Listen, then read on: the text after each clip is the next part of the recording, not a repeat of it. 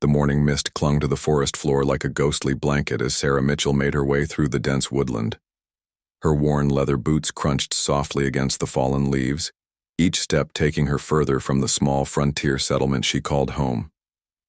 The year was 1823, and the Wisconsin Territory remained largely untamed, a place where danger lurked behind every towering oak and shadowed ravine.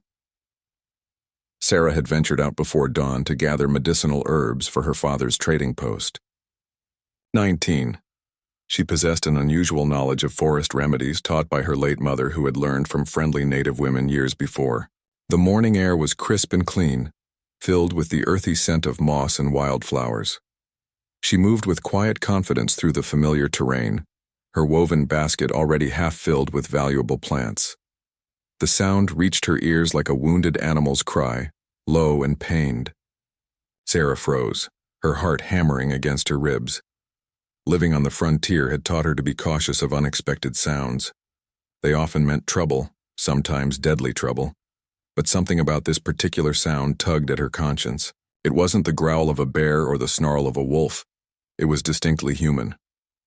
Following the sound through a thicket of berry bushes, Sarah discovered a small clearing where sunlight filtered through the canopy above. There, slumped against the rough bark of an ancient maple tree, was a young native man. His bronze skin was pale with blood loss, and a crude bandage made from torn cloth was wrapped around his left shoulder. Dark blood had seeped through the makeshift dressing, staining his buckskin shirt. The warrior's eyes were closed, his breathing shallow and labored. His long black hair was matted with sweat and dirt, suggesting he had traveled far in his wounded condition. Despite his obvious pain, there was something noble about his features, a quiet dignity that remained even in unconsciousness. His clothes were well made, decorated with intricate beadwork that spoke of skill and status within his tribe. Sarah's first instinct was to run. The tensions between settlers and native tribes had been growing steadily worse. Stories of raids, kidnappings, and murders circulated regularly through the settlement. Her own father had warned her countless times about the dangers of encountering native warriors alone in the forest. Most settlers viewed all native people as enemies to be feared and avoided, but as she watched the wounded man struggle for each breath, Sarah's compassionate nature overcame her fear.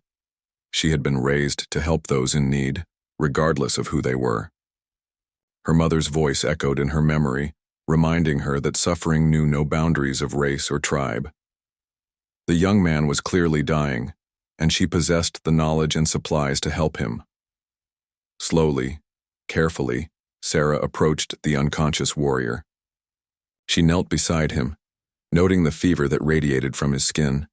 The wound in his shoulder was deep, likely from a musket ball, and showed signs of infection. Without proper treatment, he would surely die within hours. The forest around them remained eerily quiet, as if nature itself was holding its breath. Sarah opened her herb basket and began to work. She had clean water in her leather flask and strips of cloth in her pack. Her hands moved with practiced efficiency as she carefully removed the blood-soaked bandage. The wound was worse than she had initially thought, but not beyond hope. She had treated similar injuries before, helping her father care for wounded trappers and traders. As she cleaned the wound with water and applied a poultice made from healing herbs, the warrior's eyes fluttered open. For a moment, confusion clouded his gaze. Then awareness returned, and he saw the young white woman tending to his injury.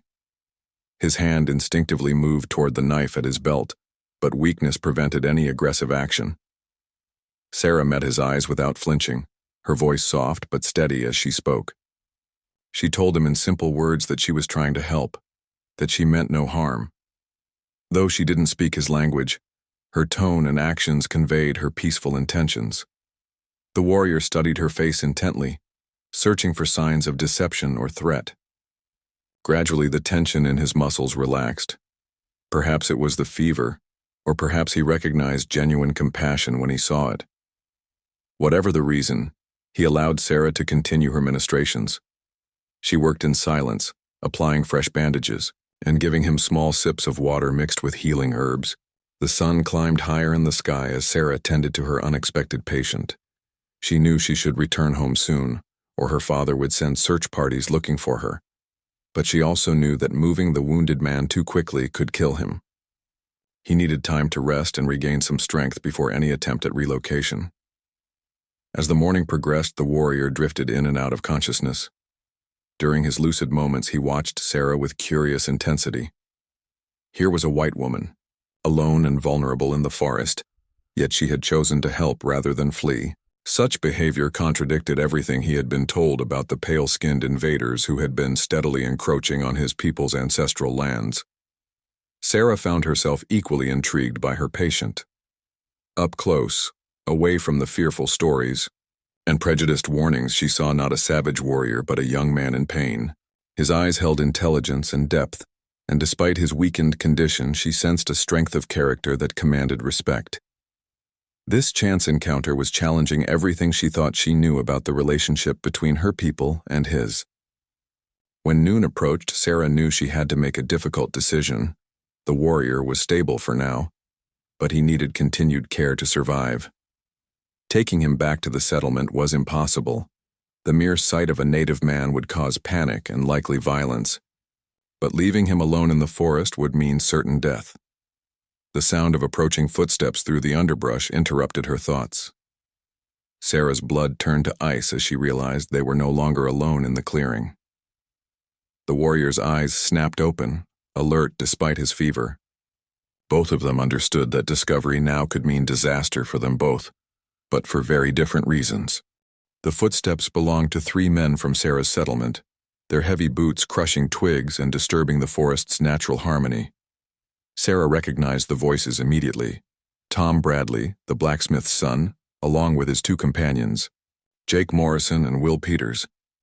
They were young men known for their hot tempers and deep hatred of all native peoples. Their families had suffered losses during previous conflicts, and their thirst for revenge ran deep. Sarah's heart pounded as she quickly threw her shawl over the wounded warrior, hoping the dark fabric might camouflage him against the tree trunk. She stood up slowly, forcing her expression into one of casual surprise as the 3 men emerged into the clearing. Her basket of herbs remained beside her, providing a believable explanation for her presence in the forest. Tom Bradley's weathered face broke into a grin when he spotted Sarah. At 25, he was considered one of the settlement's most eligible bachelors, though his violent tendencies made him far from appealing to most sensible women. His interest in Sarah had been obvious for months, much to her discomfort and her father's concern. "Sarah, Mitchell, what brings a pretty thing like you so deep into these dangerous woods?" Tom asked, his eyes scanning the clearing suspiciously. "Your father's been worried sick. He sent us to find you when you didn't return this morning." Sarah forced a smile, though her throat felt dry as dust. "Just gathering herbs, Tom. You know how Father depends on them for the trading post. I found some wonderful bloodroot and wild ginger deeper in the forest than usual." She gestured to her basket, hoping to draw their attention away from the area where the warrior lay hidden. Jake Morrison, a thin man with shifty eyes, pointed to the disturbed earth around the maple tree. "Looks like something big was here recently. See those drag marks in the dirt? Could be a wounded animal or maybe something worse." His hand rested on the handle of his hunting knife, ready for trouble. The wounded warrior remained perfectly still beneath Sarah's shawl, but she could sense his alertness. Even in his weakened state, he was undoubtedly prepared to fight if discovered. Such a confrontation would likely result in bloodshed and death for everyone involved. Sarah had to think quickly to protect both herself and her unexpected patient. "Oh, that was me," Sarah laughed, the sound slightly forced but believable. "I tripped over a root and took quite a tumble. Made a terrible mess of the ground, didn't I? Nearly lost all my herbs in the process." She brushed imaginary dirt from her skirt, adding authenticity to her story. Will Peters, the youngest of the 3 at barely 18, seemed satisfied with this explanation, but Tom Bradley's suspicious nature wasn't so easily placated. He walked closer to the maple tree, his boots stopping mere inches from the concealed warrior's feet. Sarah held her breath, praying the dark fabric would hold, and that her patient would remain motionless. "These woods aren't safe for a young woman alone," Tom continued, his tone taking on a possessive quality that made Sarah's skin crawl. "There's been talk of war parties in the area. Chief Blackhawk's influence is spreading and some of the local tribes are getting restless. A beautiful woman like you would be quite a prize for those savages. Sarah bit her tongue to prevent herself from defending the native peoples. Such words would only increase Tom's suspicions and potentially reveal her current act of compassion. Instead, she nodded meekly and began gathering her herbs, hoping to signal her readiness to leave. You're absolutely right, Tom. I should have been more careful. Perhaps you could escort me back to town, she suggested, moving away from the tree and hoping the men would follow. Father will be so relieved to see me safe. But Tom wasn't finished with his inspection of the clearing. Something about the scene bothered him, though he couldn't quite identify what. His eyes lingered on the dark shawl draped over what appeared to be a fallen log. The fabric seemed to rise and fall slightly, as if something beneath it was breathing. Jake Morrison had wandered to the far side of the clearing, examining broken branches and disturbed vegetation. His tracker's instincts were better than his companions, and he was beginning to piece together signs that didn't match Sarah's innocent herb-gathering story. Bent grass suggested something heavy had been dragged through the area recently. Sarah, honey, Tom said slowly, his voice taking on a dangerous edge. I think you might be in more trouble than you realize. There's definitely been someone else in this clearing recently. Someone who didn't want to be seen. The tension in the small space became almost unbearable. Sarah could feel sweat beading on her forehead despite the cool forest air. The warrior, beneath her shawl, remained motionless, but she sensed his muscles coiling for potential action. Even wounded and weak, he would fight to defend both himself and her if necessary. Sarah made a desperate decision. She deliberately stumbled backward, crying out in apparent pain as she grabbed her ankle. The performance was convincing enough to immediately draw all three men's attention away from their suspicious investigation. Oh, my ankle, she gasped, settling carefully onto a fallen log several yards from the concealed warrior. I think I twisted it on that root again. Could one of you gentlemen help me? I'm not sure I can walk all the way back to town. The ploy worked perfectly. Tom Bradley immediately rushed to Sarah's side, his protective instincts overriding his suspicions. Jake and Will clustered around as well, suddenly more concerned with the beautiful young woman's welfare than with tracking mysterious signs in the forest. As Tom knelt to examine Sarah's supposedly injured ankle, she caught a glimpse of movement beneath her shawl. The warrior's dark eyes were open, watching the scene with careful attention. For just a moment their gazes met across the clearing. In that brief connection, Sarah saw something that surprised her: gratitude, respect, and perhaps the beginning of understanding. The ankle doesn't seem too badly hurt, Tom announced after his examination. But you're right not to walk on it unnecessarily. Jake, Will, help me fashion a stretcher from some branches. We'll carry Miss Sarah home in comfort. As the three men busied themselves with cutting and binding branches, Sarah managed to catch the warrior's attention once more. Using subtle hand gestures, she tried to communicate that he should remain hidden until they were gone. His slight nod confirmed that he understood both her message and the danger they had all narrowly avoided. The improvised stretcher was rough but serviceable. As the men prepared to lift Sarah, she made a show of gathering her herb basket and shawl. The movement allowed her to briefly check on the warrior's condition. His breathing seemed stronger, and the bleeding had stopped completely. Her medical treatment was working. Thank you all so much for rescuing me, Sarah said sweetly as they lifted her onto the stretcher. I don't know what I would have done without such brave, strong men to help me. The flattery had its intended effect, puffing up their egos and completely diverting their attention from any lingering suspicions about the clearing. The journey back to the settlement felt endless to Sarah, though it couldn't have taken more than an hour. Every step the men took away from the clearing increased her worry for the wounded warrior she had left behind. Would he survive another night alone in the forest? Had her medical treatment been sufficient? These questions tormented her as Tom Bradley and his companions carried her through the familiar woods. The settlement of Cedar Falls came into view as the afternoon sun began its descent toward the western horizon. Smoke rose from dozens of chimneys, and the sound of hammering echoed from the blacksmith's shop. Children played in the dusty streets while women hung laundry and tended gardens. It was a scene of peaceful domestic life, but Sarah knew how quickly that peace could shatter if the community discovered what she had done. Her father, Robert Mitchell, was waiting anxiously on the porch of their trading post when the makeshift rescue party arrived. His weathered face showed immediate relief at seeing his daughter safe, followed quickly by concern when he noticed she was being carried on a stretcher. "Sarah, thank God you're all right," he exclaimed, hurrying down the wooden steps to meet them. "Tom sent word that you were missing. What happened? Are you injured?" "Just a twisted ankle, Father," Sarah assured him as the men carefully set down the stretcher. "I was careless and took a tumble while gathering herbs. These gentlemen were kind enough to help me home."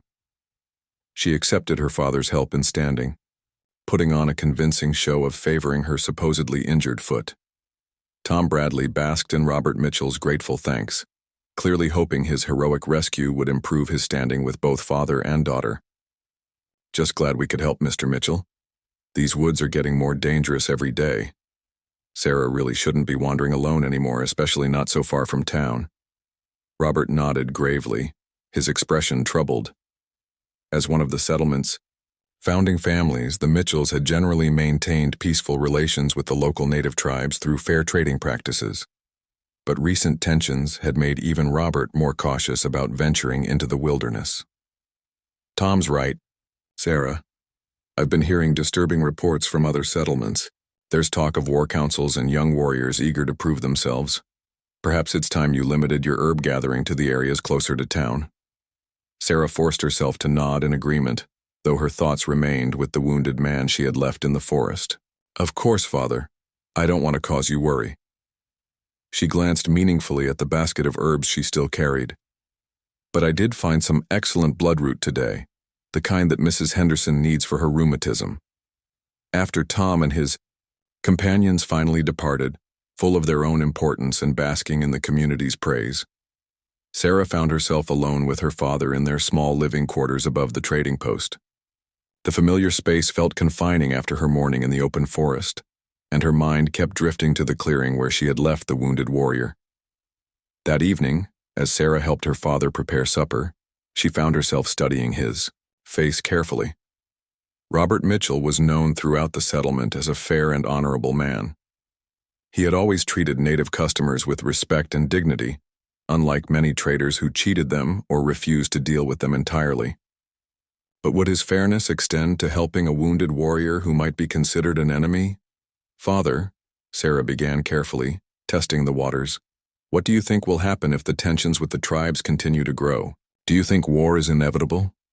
Robert paused in his cutting of bread, considering his daughter's question seriously. "I pray not, Sarah. War brings nothing but suffering to all sides.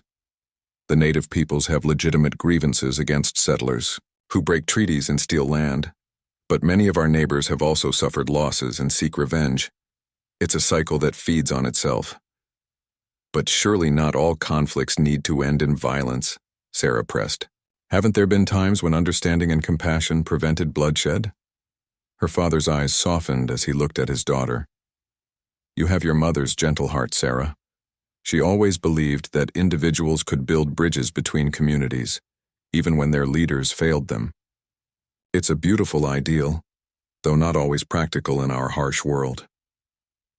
That night, Sarah lay awake in her narrow bed, staring at the ceiling beams and listening to the settling sounds of the house. Sleep eluded her as she worried about the wounded warrior. Had he regained consciousness? Was he strong enough to find water and food? The questions circled endlessly in her mind. As the settlement grew quiet around midnight, Sarah made a decision that would change everything. She slipped out of bed and dressed quietly in her darkest clothes. From her medical supplies, she gathered fresh bandages, healing herbs, and a small jar of honey known for its infection-fighting properties. She also packed dried meat, bread, and a water flask. Moving like a ghost through the sleeping town, Sarah made her way back toward the forest. The night was moonless, making navigation treacherous. But she had walked these paths so often that her feet found the way instinctively. Branches caught at her cloak and unseen roots threatened to trip her, but determination drove her forward. The clearing looked different in the darkness, mysterious and somehow sacred. Sarah called out softly, hoping the warrior was still alive and conscious enough to hear her. For a moment, silence answered her call, and her heart sank with the fear that she might be too late. Then a weak voice responded from the shadows near the maple tree. The warrior had managed to move himself to a more concealed position, but was clearly still unable to travel far. Relief flooded through Sarah as she hurried to his side, her supplies ready to continue the healing process she had begun that morning. In the darkness, communication was even more challenging, but the warrior seemed to understand her intentions. He allowed her to change his bandages and accepted the food and water she offered. His fever had broken, and the wound showed encouraging signs of healing. Sarah's medical knowledge, passed down from her mother and refined through necessity, had likely saved his life. As she worked by touch in the near-total darkness, Sarah found herself speaking softly to her patient. She told him about her mother's teachings, about the importance of healing regardless of differences, about her belief that people from all backgrounds deserved compassion. Though he couldn't understand her words, her tone seemed to comfort him. The warrior responded in his own language, his voice growing stronger as the night progressed. Sarah couldn't understand the specific words, but she sensed gratitude and respect in his tone. There was also something else, a quality of nobility and wisdom that suggested this was no ordinary young warrior, but someone of importance within his tribe.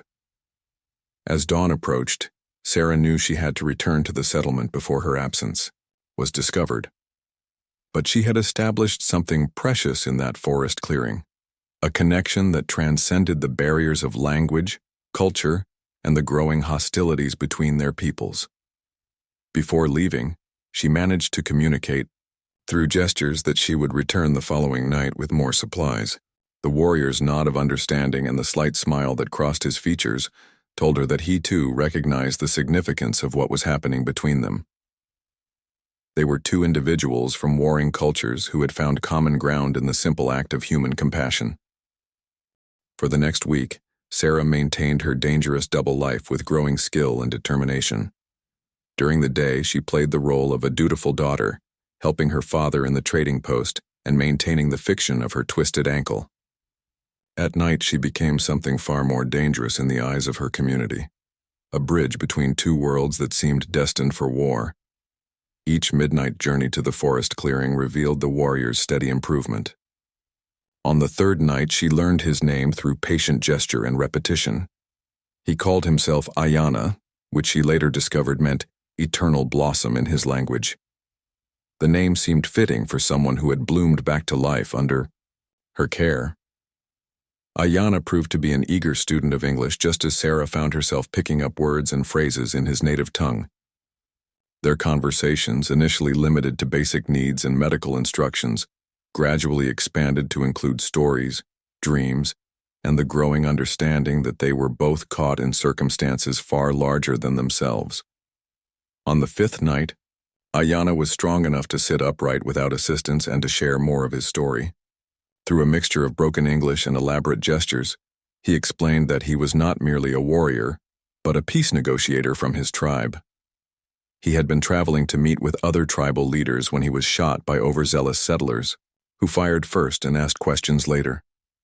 The irony was not lost on Sarah. While communities on both sides prepared for war, she had unknowingly saved the life of a man working to prevent it. Ayana's mission had been to convince the various tribes to seek peaceful solutions, rather than joining the growing resistance movement led by the famous Chief Blackhawk. "My people suffer," Ayana explained in his careful English, his dark eyes reflecting both pain and determination. "Your people take land, break promises, but war brings only death to mothers and children. I seek another way, but now—" He gestured to his wounded shoulder and shook his head sadly. Sarah felt the weight of responsibility settling on her shoulders. This man's recovery could mean the difference between peace and a devastating war that would consume both their communities. But keeping him alive and hidden was becoming increasingly difficult and dangerous. The settlement's suspicions were growing daily. Tom Bradley had begun asking pointed questions about Sarah's nighttime activities. Several neighbors had reported, seeing a mysterious figure moving through the woods after dark. Her father was growing concerned about her pale complexion and obvious fatigue from her sleepless nights. On the 7th night, their secret meetings nearly came to a disastrous end. Sarah arrived at the clearing to find Ayanna alert and agitated. He quickly explained that a hunting party from his own tribe had been searching for him. They had passed close to the clearing just hours before, following his trail and calling his name through the forest. "They think I am dead or captured," Ayanna whispered urgently. "If they find me here with you, they will not understand. They will think you are holding me prisoner, or worse, that I have betrayed our people by accepting help from the enemy." The complexity of their situation was becoming overwhelming. Sarah realized that discovery by either community would likely result in violence and death. The settlers would see her as a traitor who had aided the enemy, while Ayanna's tribe might view their association as proof of his corruption by white influence. Yet despite the mounting dangers, neither of them could bring themselves to end what had become more than a simple medical relationship. They had discovered something rare and precious, genuine friendship that transcended the artificial barriers created by fear and prejudice. Ayanna had shared stories of his childhood, of learning to hunt and track from his grandfather, of his training in the diplomatic arts that made him valuable to his people as a peace negotiator. Sarah had told him about her mother's death from fever, about her dreams of using her healing knowledge to help people regardless of their background, about her fear that hatred was consuming both their communities.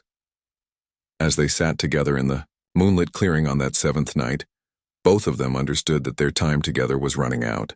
Ayanna was strong enough to travel, and remaining in the area much longer would endanger them both. Yet the thought of parting filled them both with profound sadness. "There is something I must tell you," Ayanna said quietly, his English now much improved from their nightly conversations. "My full name is Ayanna Neshoba. I am son of Chief Running Bear, leader of our band. My people have great influence with other tribes. If I return safely to them, I can speak for peace with new strength." Rai stared at him in shock. She had been caring for and befriending not just any warrior, but the son of a powerful chief. The implications were staggering. If their relationship was discovered, it could be seen as either a diplomatic breakthrough or an act of treason by both communities. "Why didn't you tell me before?" Sarah asked, though she wasn't sure if she felt honored or terrified by this revelation. Ayanna's expression was gentle but serious. "Because I wanted you to know me as just a man, not as a chief's son or a tribal negotiator. You saved my life, not because of who I am, but because of who you are. That truth is more valuable to me than any title or position." The sound of approaching horses interrupted their conversation. Both of them froze, recognizing the organized rhythm of a search party. Through the trees, they could see the flickering light of torches moving systematically through the forest. The voices carried clearly in the still night air, and Sarah recognized several men from the settlement. "They're looking for the mysterious figure people have been reporting," Sarah whispered urgently. "Someone must have seen me tonight. We have to get you away from here immediately." Ayanna struggled to his feet, testing his strength. The wound had healed remarkably well under Sarah's care, and he could move without significant pain. But he was still not at full strength, and evading a determined search party would be challenging. "There is a place, he said quietly, "where my people sometimes camp. Half a day's walk north, near the big river bend. If I can reach there, I will be safe and can begin my journey home. But Sarah," he paused, taking her hands in his, "what will happen to you? If they suspect you helped me, you will be in great danger." The torches were getting closer and voices were becoming more distinct. Sarah could hear Tom Bradley's voice among them, aggressive and determined. She made a quick decision that would forever alter the course of both their lives. "I'm coming with you," she said firmly, "at least until you're safely away from the immediate area. I can't let you face this danger alone, not after everything we've shared." Ayanna's eyes widened with concern and admiration. "Sarah, you don't understand what you're saying. If you leave with me, you can never return to your old life. Your people will consider you lost forever, maybe dead. There will be no going back." Sarah looked toward the approaching torches, then back at Ayanna's worried face. In that moment, she realized that her old life was already over. She had changed too much, learned too much, to simply return to the narrow existence of the settlement. Her destiny now lay along a different path, one that would require tremendous courage but might also offer hope for peace between their peoples. "Then we'd better start walking," she said, shouldering her pack of medical supplies. "Show me the way to your people's camp." The journey through the moonless forest tested both Sarah's resolve and Ayana's recovering strength. They moved like shadows between the trees, following deer paths and creek beds that left minimal traces of their passage. Behind them, the search. Party's torches grew more distant, but both knew that daylight would bring renewed and more systematic efforts to track them. Sarah had never been so far from the settlement, and the wilderness around them felt both magical and terrifying. Ancient oaks towered overhead like cathedral pillars, their branches forming a canopy that filtered the starlight into scattered patterns on the forest floor. The night sounds of owls, rustling leaves, and distant wolf calls created a symphony, entirely different from the human noises of her former world. Ayana moved with surprising grace despite his recent injury, his knowledge of the forest evident in every step. He guided them along routes that avoided dangerous ravines and thick undergrowth, always choosing paths that would be difficult for mounted pursuers to follow.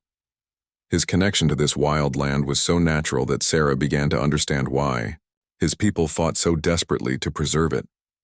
As dawn approached, they reached a rocky outcropping that provided both shelter and a vantage point to watch for followers.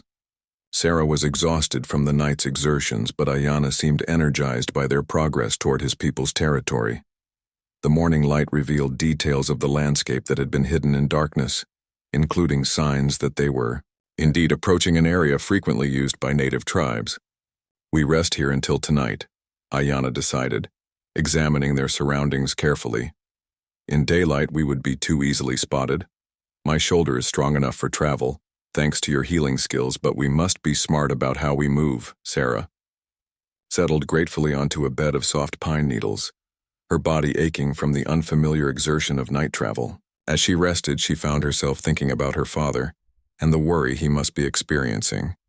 By now, he would have discovered her empty bed and missing supplies. The entire settlement would be searching for her, probably assuming she had been kidnapped or killed by hostile warriors. "Do you regret your choice?" Ayana asked softly, reading the concern in her expression. "There is still time to return. I could create signs that suggest I captured you, and then you escaped. Your people would welcome you back as a survivor."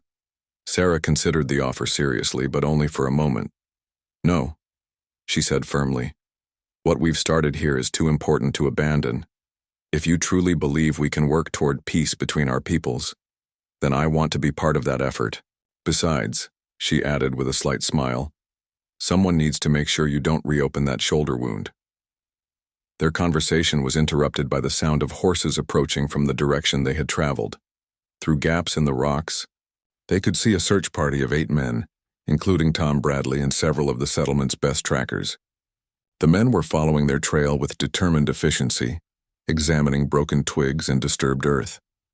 Sarah's heart pounded as she recognized other faces among the searchers: her neighbor, Mr. Watson, the minister's son, David, and even old Pete Ferguson, who had taught her to identify animal tracks as a child.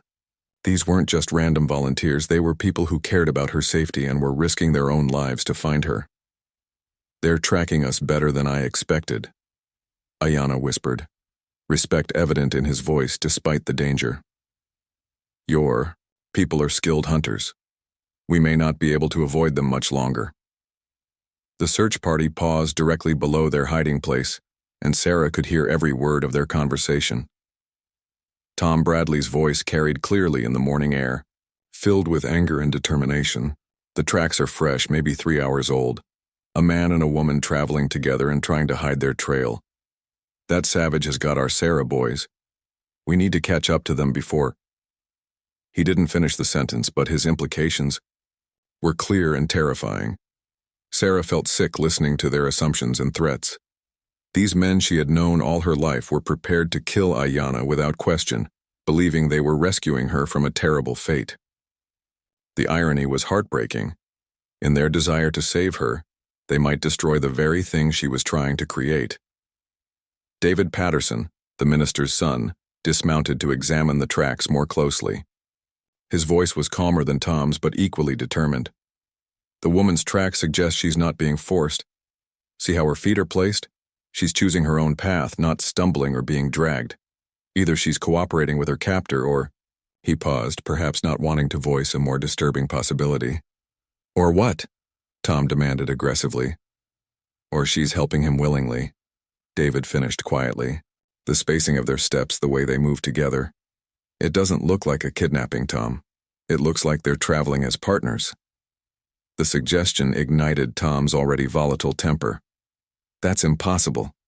Sarah Mitchell would never betray her own people for some savage. If she's cooperating, it's because she's been threatened or bewitched somehow. These heathens have ways of controlling white women's minds. Sarah had to bite her lip to prevent herself from crying out in frustration at Tom's ignorant assumptions. The conversation below continued for several more minutes before the search party decided to follow the trail northward, exactly in the direction she and Ayanna needed to travel. After the horses disappeared into the forest, Ayanna turned to Sarah with a grave expression. This is more serious than I thought. They will follow us all the way to my people's territory, if necessary. When they catch us, and they will catch us eventually, there will be bloodshed. My presence with you will be seen as proof of evil intentions. Sarah felt the weight of responsibility settling heavily on her shoulders. Her decision to help Ayanna had seemed right in the moment, but she hadn't fully considered how it would appear to others. Now her actions threatened not just her own life, but potentially the lives of everyone who cared about her. What if we split up? She suggested desperately. You continue to your people's camp, and I'll find a way to convince the search party that I was never in danger. I could say I was lost in the woods, or that I helped you medically and then you released me unharmed. Ayanna shook his head firmly. No, Sarah. If we separate now, both our peoples will see it as proof that nothing good can come from cooperation between us. The men following us will assume I harmed you and then left you to die. My own people will think I abandoned someone who helped me, showing weakness and dishonor. He moved closer, his dark eyes intense with conviction. But there is another way. A dangerous way, but one that might serve the cause of peace we both believe in. We continue together to my people's camp. When we arrive, you become the first white woman to voluntarily enter our territory, seeking friendship rather than conquest. Sarah felt her breath catch at the audacity of the suggestion. Your people would accept me after everything that's happened between our communities. My father, Chief Running Bear, is wise and fair. If I speak for you, if I tell them how you saved my life and chose to help rather than harm, they will listen. You could become a living bridge between our peoples, proof that friendship is possible. The sound of returning horses interrupted their planning. The search party had apparently realized they were following a cold trail and had doubled back to look for signs they might have missed. This time, the trackers were being more thorough, examining every possible hiding place along their route. Need to move now, Ayanna whispered urgently. There's a stream about half a mile east. If we can reach it, the water will hide our scent and tracks. From there, we can follow it north toward the river bend. They gathered their belongings quickly and slipped away from the rocky outcrop just minutes before the search party would have discovered their hiding place. The forest seemed to conspire in their escape, providing thick underbrush for concealment and soft earth that muffled their footsteps. The stream, when they reached it, was shallow but swift-moving, its clear water cold enough to numb their feet within minutes. They waded upstream, staying in the center where the current would quickly erase any signs of their passage. The rocky stream bed was treacherous, and Sarah slipped several times, but Ayanna's steady hand kept her from falling. They traveled through the water. Sarah found herself thinking about the magnitude of what they were attempting. She was voluntarily walking away from everything familiar and safe, trusting her life to a man she had known for barely a week, all in pursuit of an ideal that might prove impossible to achieve. Yet with each step deeper into the wilderness, she felt a strange sense of rightness about her choice. The forest around them was beautiful beyond anything she had experienced near the settlement. Deer watched them curiously from the banks, and colorful birds called to each other from branch to branch. This was the world Ayana's people were fighting to preserve, and she was beginning to understand why. By afternoon, they had traveled several miles along the winding stream, putting considerable distance between themselves and their pursuers.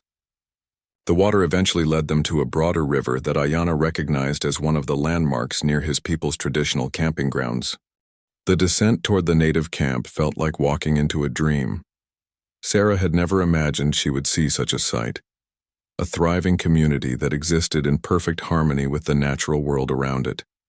The lodges were arranged in careful patterns that followed the contours of the land, and gardens of corn, beans, and squash created colorful patches between the dwellings.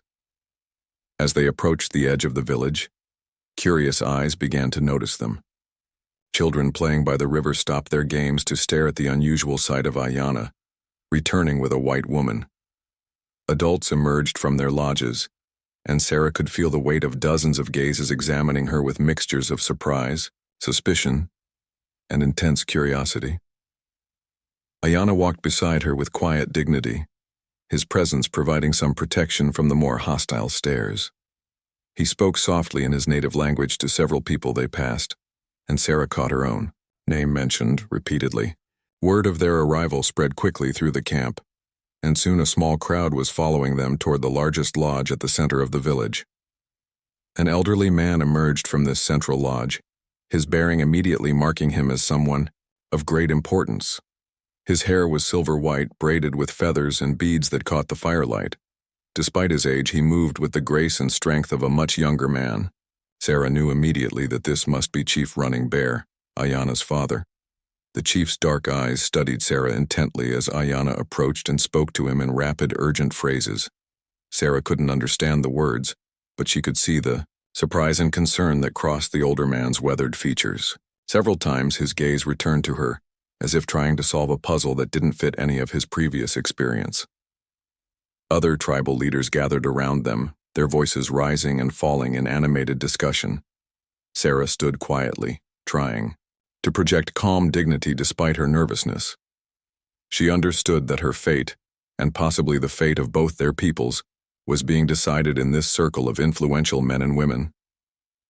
Finally, Chief Running Bear stepped forward and spoke directly to Sarah in careful English. His voice was deep and resonant, carrying the authority of generations of leadership. "My son tells me you saved his life when you could have let him die. He says you chose to help him despite the danger to yourself. Is this truth?"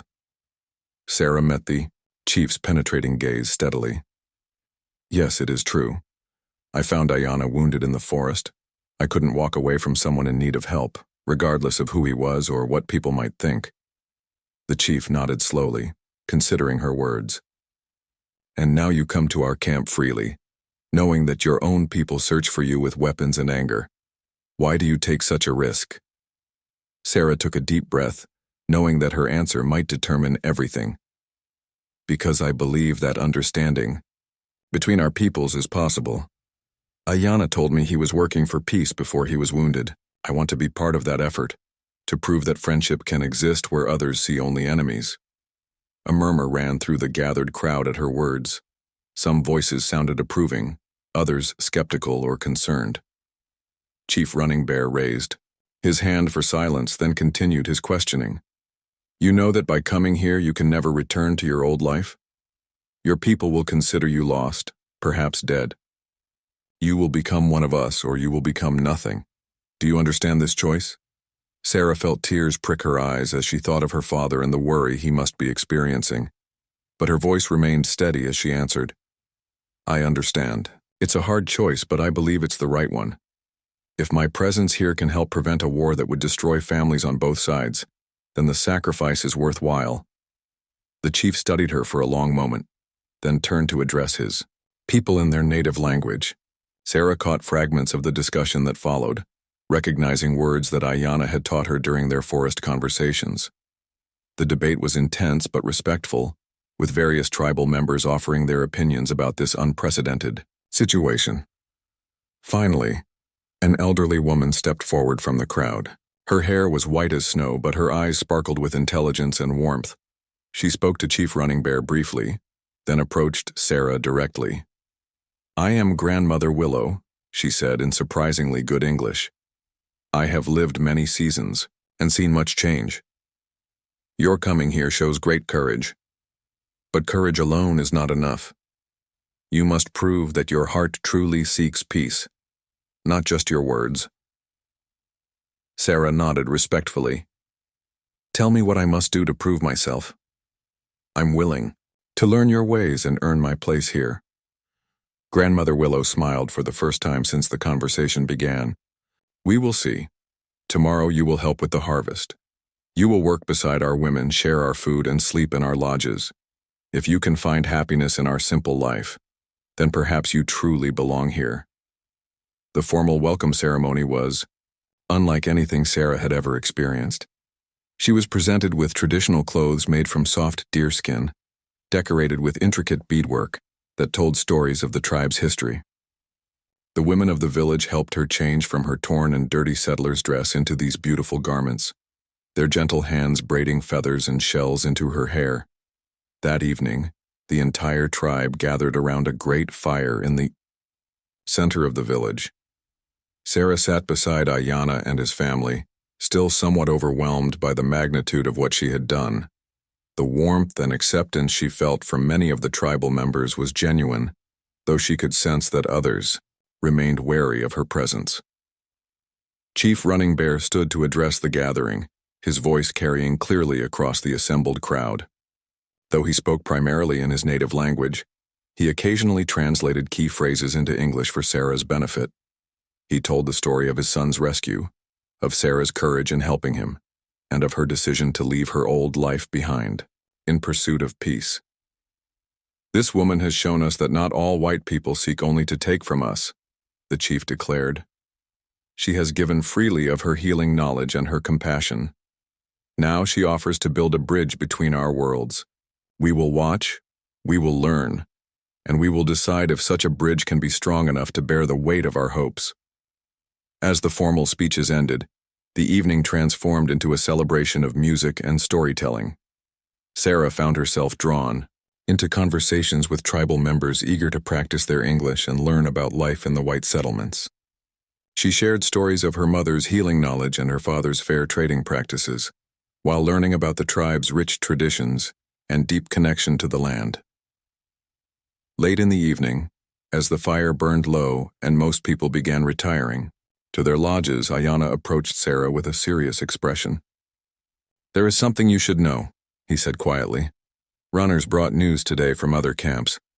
The tensions between our peoples are growing worse. Some young warriors speak of joining Blackhawk's resistance.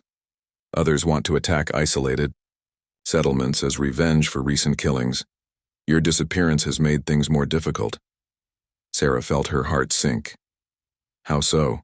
"The search party that followed us has returned to your settlement with stories of tracking us to our territory. They believe I kidnapped you, and they're demanding military action to rescue you. Your father has refused to authorize an attack, but others are pressuring him. Time is running short for peaceful solutions." The weight of responsibility settled heavily on Sarah's shoulders once again. Her attempt to build bridges between the communities might instead have accelerated their slide toward war. She thought of her father, probably awake and worried sick, facing pressure from neighbors who wanted to use her disappearance as justification for violence. "Then we need to work faster," Sarah said with determination. "What can I do to help prove that cooperation is possible?" Ayanna's expression lightened, slightly at her resolute tone. "Tomorrow you begin learning our ways in earnest, but more importantly, we must find a way to get word to your people that you are safe and here by choice. Perhaps if they understand that you weren't taken by force, cooler heads will prevail." As Sarah settled into the soft furs and blankets that had been prepared for her in Grandmother Willow's lodge, she reflected on the extraordinary journey that had brought her to this moment. Less than 2 weeks ago, she had been a simple trader's daughter gathering herbs in the forest. Now she was living among people her community considered enemies, trying to prevent a war that could destroy both their worlds. Outside the lodge, she could hear the night sounds of the village, the soft murmur of voices, the crackling of dying fires, and the distant call of owls in the forest These sounds were different from the familiar noises of the settlement, but they were beginning to feel like home. Sarah closed her eyes and whispered a prayer for wisdom and strength. Tomorrow would bring new challenges as she worked to prove herself worthy of the trust both communities had placed in her. The path ahead was uncertain and dangerous, but for the first time since leaving the settlement, she felt truly hopeful that peace between their peoples might be possible. The story of the white woman who chose to live among the native people would be told for generations to come. But whether it would be remembered as a tale of successful diplomacy or tragic misunderstanding remained to be written in the days ahead.